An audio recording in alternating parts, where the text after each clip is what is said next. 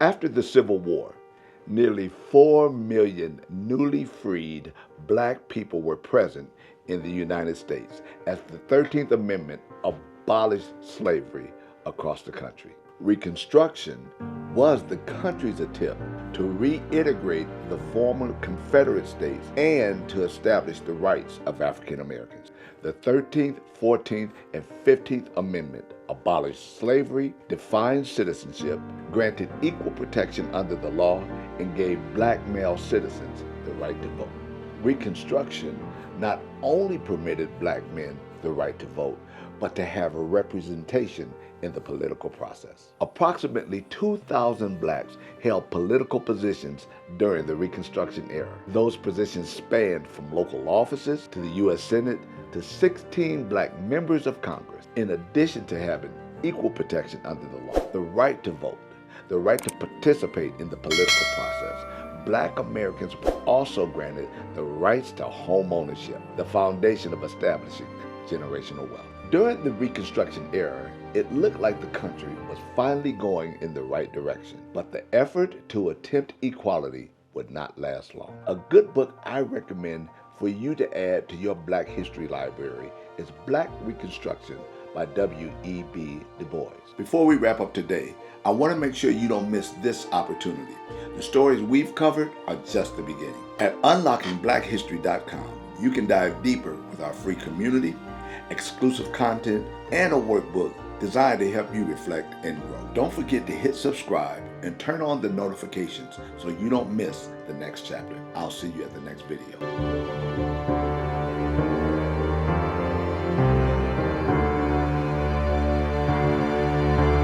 Most of us have heard about the Tulsa race riots, or better known as the burning of Black Wall Street. But along with that encounter, a number of black communities were destroyed throughout the history of America. One system of destruction used is called eminent domain. Eminent domain is the power of the government to take private property for public use with just compensation to the owner. Eminent domain significantly destroyed black communities by disproportionately displacing black Americans from their homes and neighborhoods through government-led urban renewal projects. Often motivated by racial bias, this led to the destruction of established black communities and the displacement of the residents into segregated areas with fewer opportunities. This practice was particularly present during the mid-20th century, with studies showing that once again, black Americans were the majority displaced by eminent domain projects.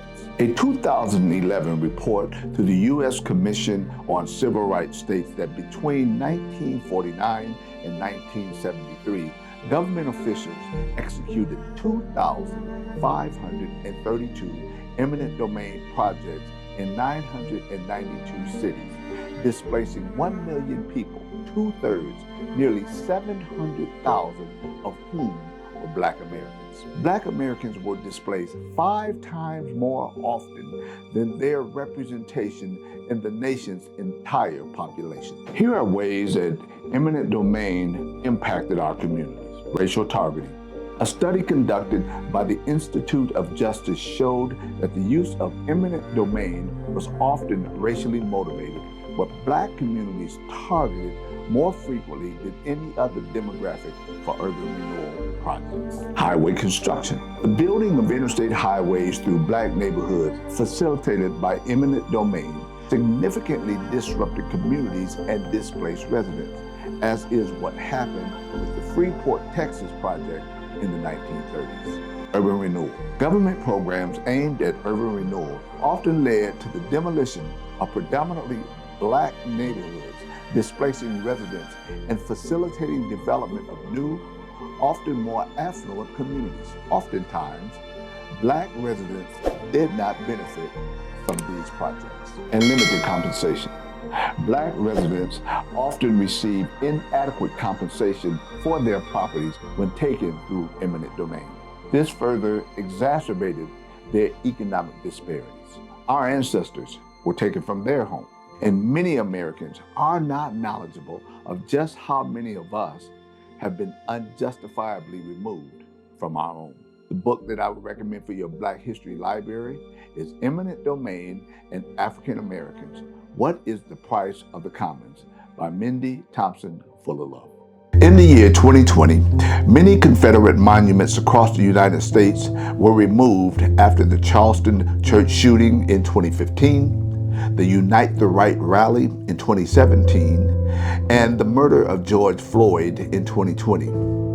In the year 2021, more were removed as part of a nationwide movement to address racism and white supremacy.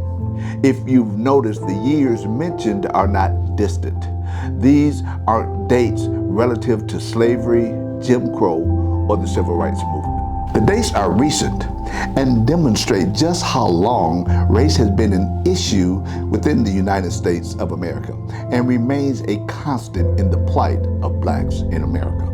The removal of the Confederate statues was widely seen as a significant step forward for the Civil Rights Movement.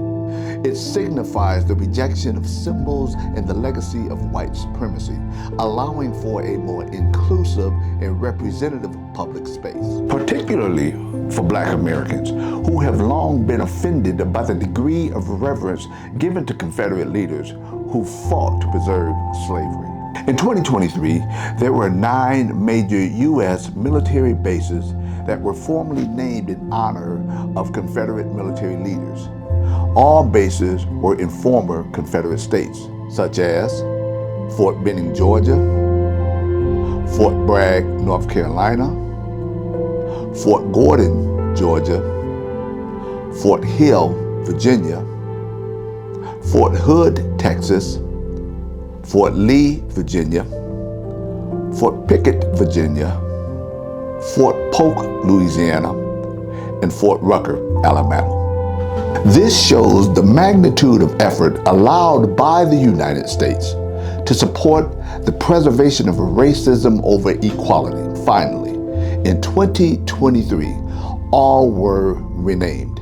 It is amazing how the fight for equality is faced with so much resistance. I'm reminded of a conversation that I had with a former supervisor a little over a year or so ago. Being that I'm a retired 20-year combat veteran who served in the United States Army, there is this misperceived notion that I align with what I call false patriotism, all because I wore the uniform. But in that conversation, he asked me, don't you think it's sad that they're changing the names of our military bases?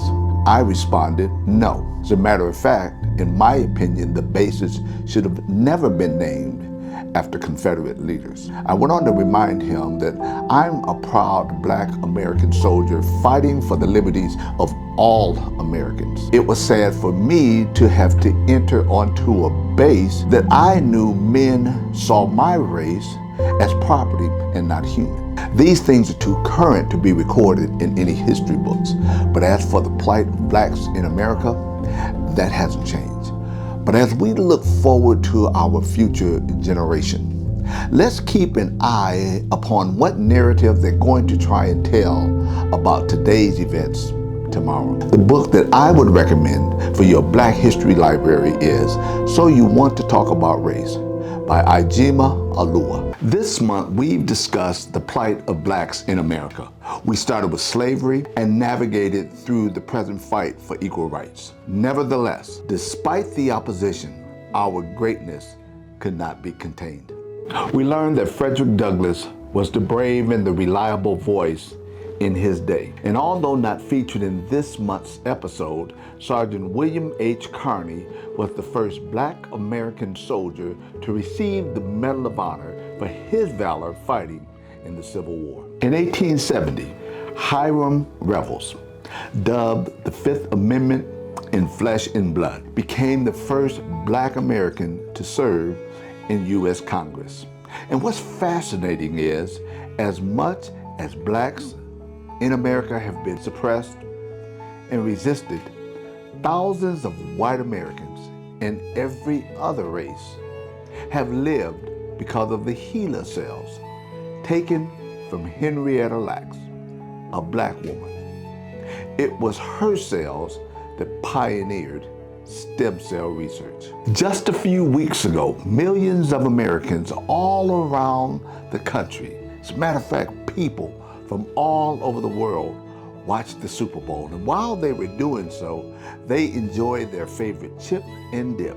Few to none ever considered that it was George Crump, a black man, that created the potato chip. For years, it was circulated that a black man didn't possess the intellect to play the quarterback position in the NFL. Yet, Doug Williams, a graduate of Grambling University, a historical black college and university, and HBCU, was the first black quarterback to win the Super Bowl in 1988. Fast forward to January 20th, 21, America witnessed Kamala Harris being sworn in as the first black female vice president of the United States. Previously, on January the 20th, 2009, Barack Obama became the first black president of the United States. There is not enough time to highlight our resilience,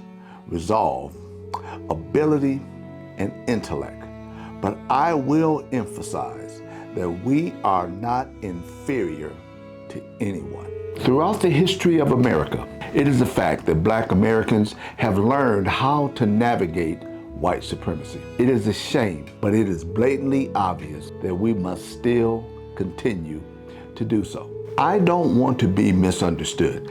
This project was all about the plight of blacks in America.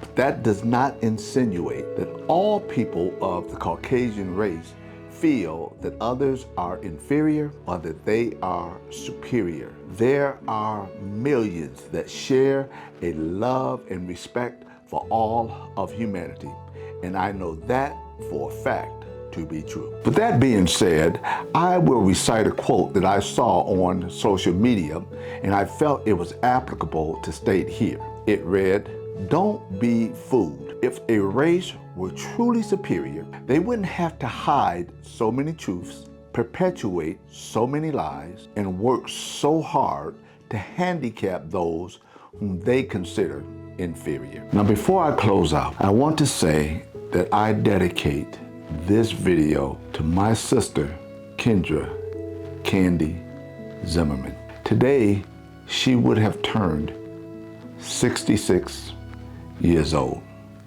But last Tuesday, she closed her eyes for the very last time. Candy was a strong mother, grandmother, and sister. If she could still tell you herself, she would unapologetically inform you that she was also a beautiful black woman. Rest in peace, sis. I will love you forever. Wow.